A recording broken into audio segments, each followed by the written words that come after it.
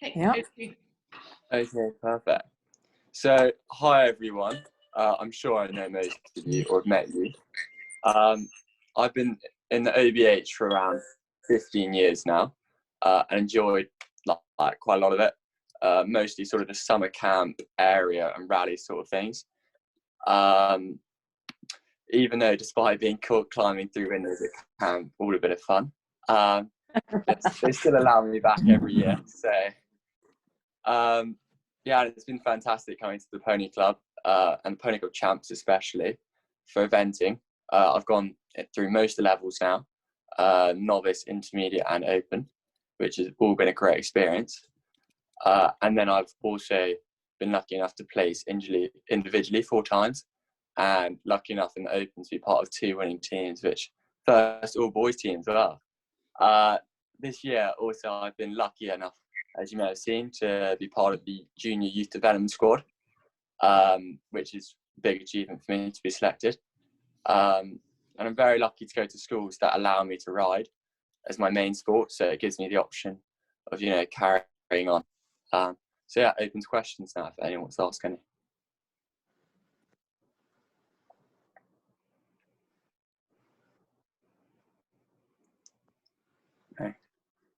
Okay, I'll just keep talking.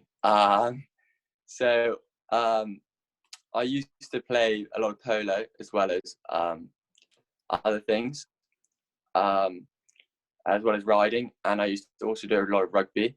And I think it's a real possibility, because I know a lot of people think is it that hard to run quite a few sports aligned? To an age, I'd say, it's very achievable. But as you start to get older, I'd recommend that you probably sort of specialise towards one sport. I'm seeing the questions come through. I'll wait. Chat. Okay. What was the pathway you took to get to being part of the junior development squad? So I'm guessing that's talking about a bit of like last season sort of stuff. So last season, you want to go to a lot of training with sort of Caroline Moore in the youth development team and in the youth development big squads, and then from then you go to like a few trials. I did a trial at Cornbury Park and a few others, and from there on, the selectors see you and you get chosen from there. Next question was, please may I ask if it is hard to get up to novice? If you go through the stages, so if you go from 100 to 100 plus, then you can get some good stepping stones as you go up, which I would really recommend. But you just need to make sure that you're really confident enough to do it. And yeah, he's really confident enough to do it. Your horse is fit enough, and you've got a good coach that will help you make sure you're ready to do it. Yeah. Any other questions? Yeah. Henry, what horses have you got competing at the moment? So I've mostly got. So I've mostly got 2 horses that I'm mainly competing at the moment. So I've got one 9-year-old that's called Hazel Dazzle. What a name! Who I bought when he was 5 and I was 14. That I've now taken up to 2-star long and intermediate actually this season. And then I've got another one called Greenhill J, who it's quite similar. I bought him and he'd done a little bit more. I think he's about 11 now. And yeah, he's coming up the ranks quite nicely with me as well. What are the different heights in the youth development squad? Or is it, well, you've got the different age groups. So you can go from a youth development squad. There's several of them. So you've got Ponies one, which is Pony Trials, which is novice mostly. And then I think you've got, as the championships, like a 2-star long, which is the same for juniors, which is under 18 level.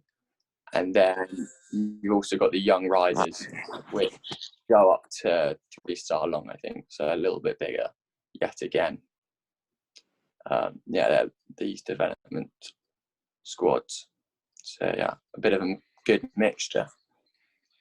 Yeah, and back to the person who asked the question about the pathways, I actually forgot to mention something. There are also quite a few sort of under 18 regional pathways that you can get into as well.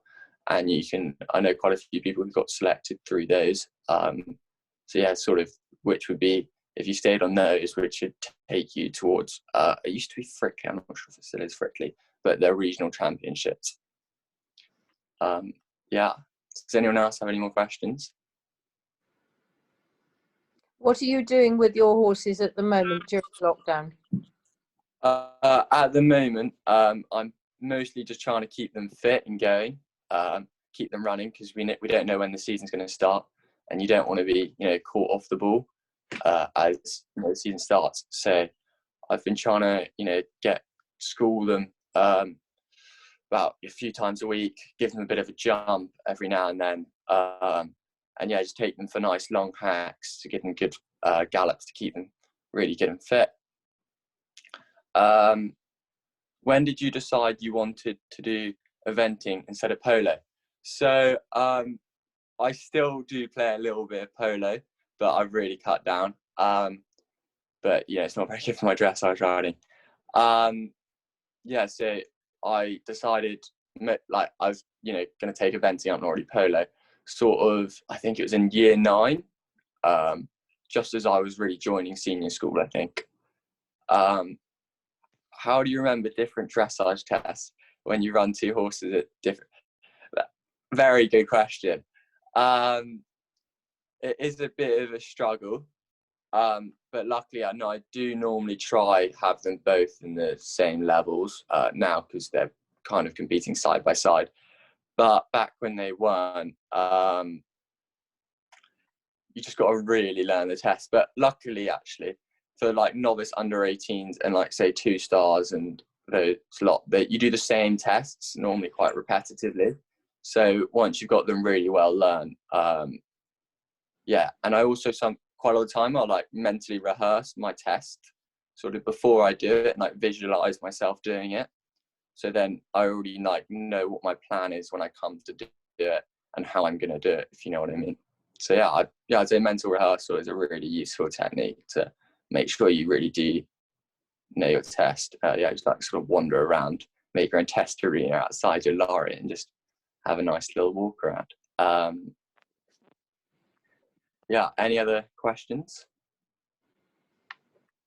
Can you talk the younger ones through the 2-star and 3-star long format?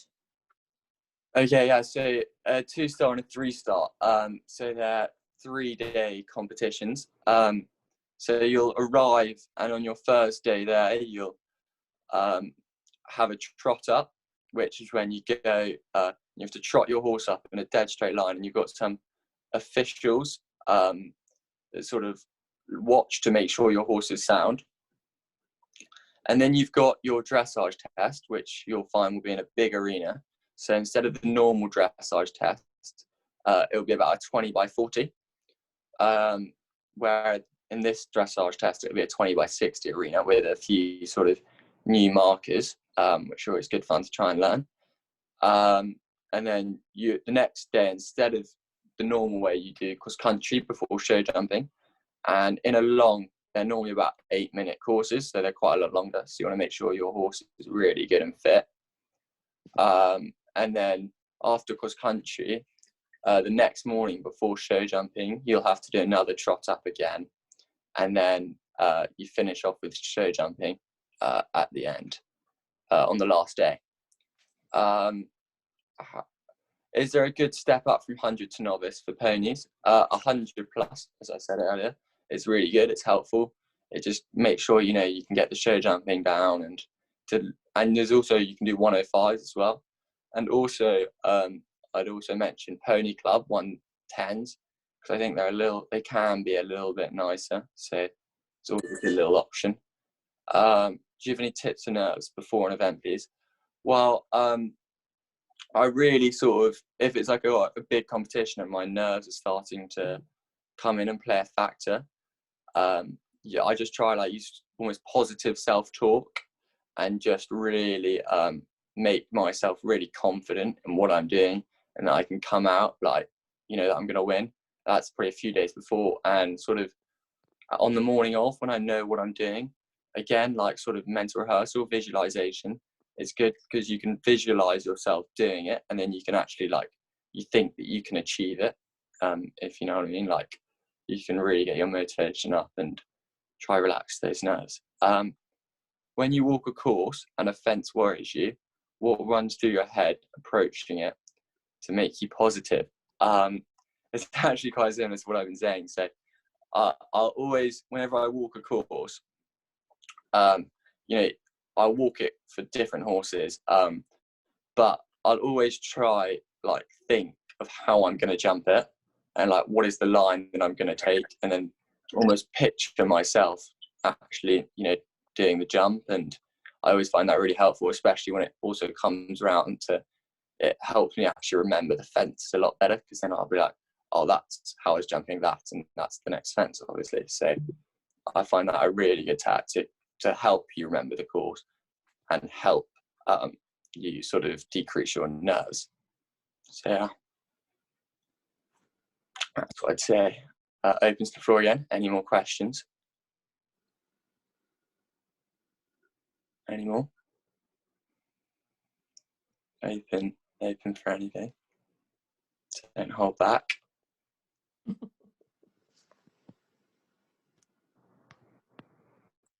Is that us? All down for questions then? Oh no, we've got one more. Sorry, I wasn't seeing this one. Do you have any top tips for show jumping at the bigger levels? So show jumping is actually probably what I find the most sort of nervous and sort of difficult phase, weirdly enough. So I'd really just say, try keep your calm, come into the arena with your plan, you know, your A, B, and C plans, and just, you know, listen to what your coach has said beforehand. But I think one of the main things about show jumping is making sure that you've got a good warm-up for your show jumping, a good effective warm-up. Make sure your horse is, you know, jumping through its back and its shoulder correctly. And yeah, I'd say that's one of the key elements to making sure you have a good show jumping round, is your warm-up. What's the dream? Good question. So the dream for this season would be really to go 3-star, do a 3-star long, and you know, the biggest dream of this season would be to go to the Europeans, which would be a massive achievement. And the future dream, well, it's got to be going to badminton, doesn't it? But I don't know. We'll cross the fingers and hope. On average, how many hours a week do you ride? Well, so this actually differs quite a lot depending when I'm at school and when I'm at home.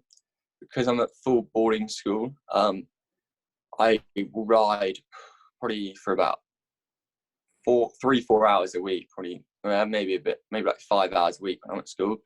But at home, I ride about twice a day, probably on average. So about 12, 14 hours. If that's right, about an hour and a horse. When we aren't in the eventing season, what do you do to keep your horses fit and ready for the future events, please? So as soon as the season finishes, we put them out in the field, and then we bring them back nice and slowly. One of my favorite things to get a horse fit is like good long proper hacks where you've got a good sort of grassed area to give your horse a really good gallop. I think that's very important. A lot of galloping, sort of opening the airways work. But then a lot of fitness is actually through jumping as well, because it's sort of almost a different type of fitness for the horse. So just make sure, you know, you're giving them some good galloping work, and good sort of jumping schooling work, but of course bring them back slowly because you don't want to bring up any injuries. Do you plan on bringing on any youngsters in the future? Well, I've got, I think he's a 4 or 5 year old colt that I'm riding at the moment, who's quite sweet. I just gave him a little jump today, and he's looking quite nice. But so I ride quite a lot of the parents' young horses that straight off the track, which is always a really good fun thing to do. Just need a good neck strap really for them, though, don't you? But yeah, Who's your eventing idol? Probably, I've always slightly looked up to Will Fox-Pitt, because he's always been at the top of any level for a very long time. And I just, what he's done is just incredible. Several gold medals, won several new 5 stars now. Yeah. How do you balance school and horses? This is actually this is quite a difficult one. So I'm lucky enough to have some very committed parents that are helpful at bringing my horse up and down the country. But I've worked in my school quite a lot, and now they let me out actually quite a lot of the time to go riding. So I'd say just keep annoying your school and just keep working on them, and eventually they soften up and just let you almost ride quite a lot. But I'd say you've got to keep the good balance and make sure your schoolwork is really up to date, because especially with me in my period of my life, because I'm doing my A levels. Well, I don't actually have them anymore, the new coronavirus rules. But I've got my sort of A level grades coming out this year. So I'd say when you're in those big years, just little down on the horses so much, and get a bit of school done, because say GCSE and A levels, they're very important years. And yeah. Will you go to university, or will you just concentrate on riding? Yeah, I think I will go to university, but I want to go to Oxford Brookes, which is nice and local. That's the plan. So I can just come home to ride my horses. So it's only about half an hour away from home, which is really nice. That's the plan. Good plan. Yeah. Happy days. Opens the floor again. If anyone has any questions, I'm more than happy to try my best to give them a good answer. Any takers? I'd just like to tell everybody else that we're about to welcome you onto the B-Test program. I'm attempting my B-Test, which hard work, I think. Yep, but I know you'll do it. I'll give it a good effort. I think I just saw a question, but it hasn't come up, that said, how did you get into riding? Did that come through? It hasn't come through on my laptop. I'll answer it anyway. How did I get into riding? Well, I was lucky enough. I live on a stud farm at the moment, so my family's a bit horse mad. So it's just always sort of been with me. I sort of grew up on a horse rather than a pram. So it's always been quite interest of mine. Yeah. That sounds that one. Any more questions? Emily looks as if she's typing away. Yeah. Kick on. More questions, the better. Okay. I missed one as well. What stamp of horse breed takes your fancy the most? And there's another one. Okay, I'll answer this one first. What stamp of horse breed takes your fancy the most? Well, my young one, who's quite a big sort of, got a bit of like warm blood in him. For eventing, warm bloods are great. How they move, and their athletic ability is always amazing.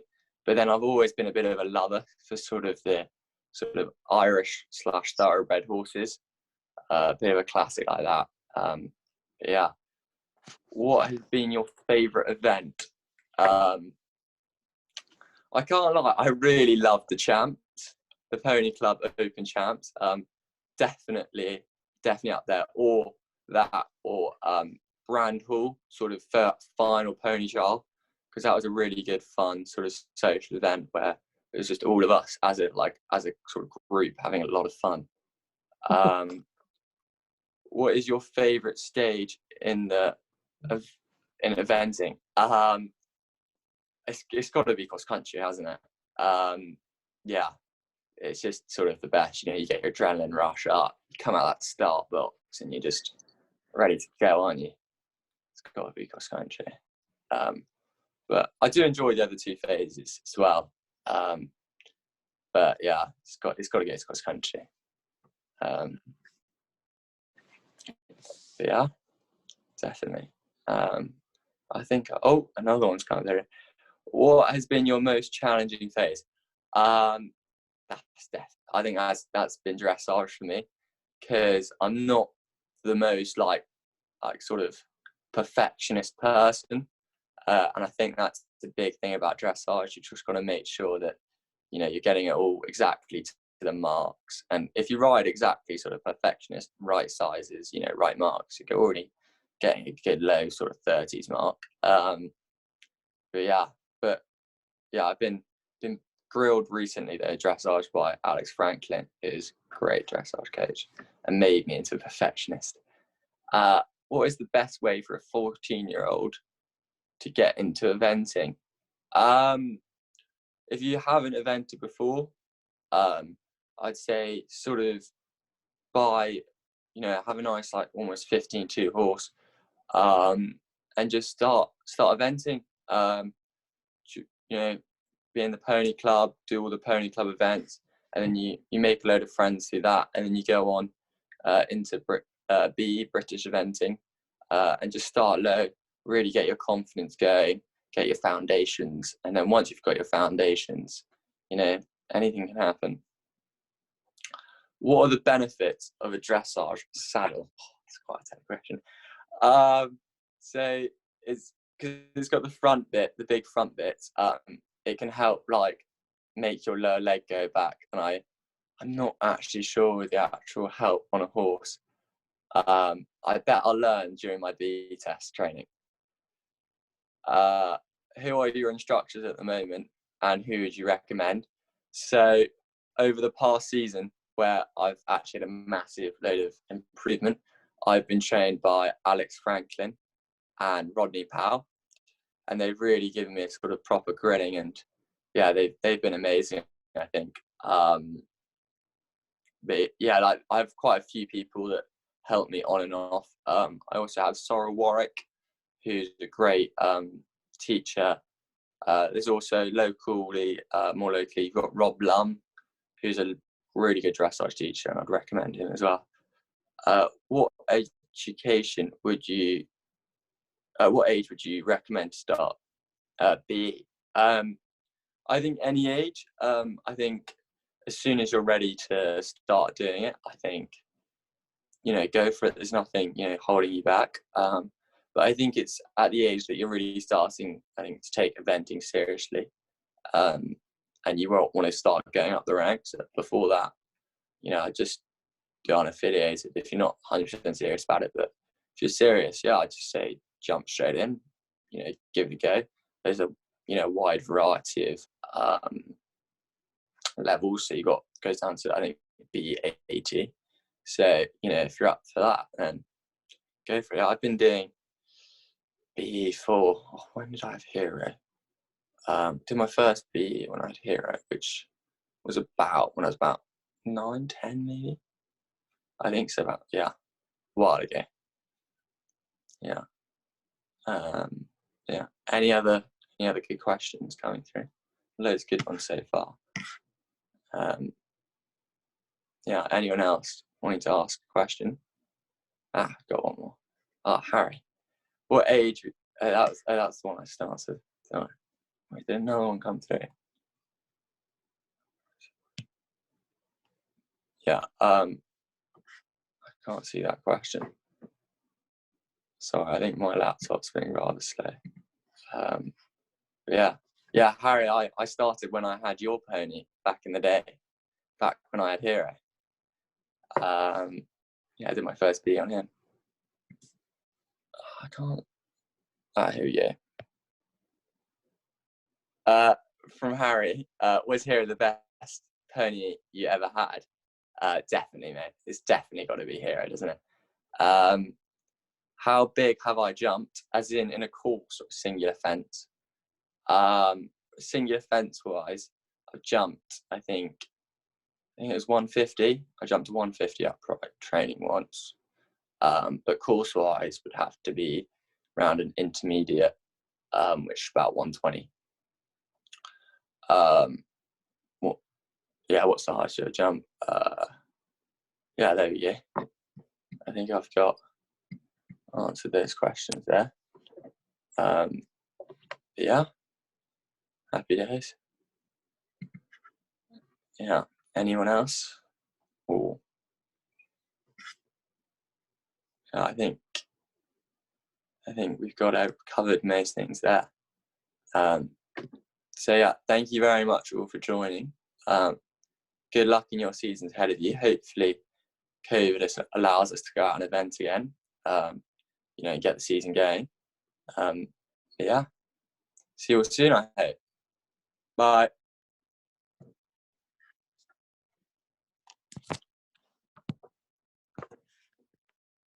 Just give them away. Thank you. Bye. Thank you, Henry. Thank you. Thank you. Bye. Thanks, Henry.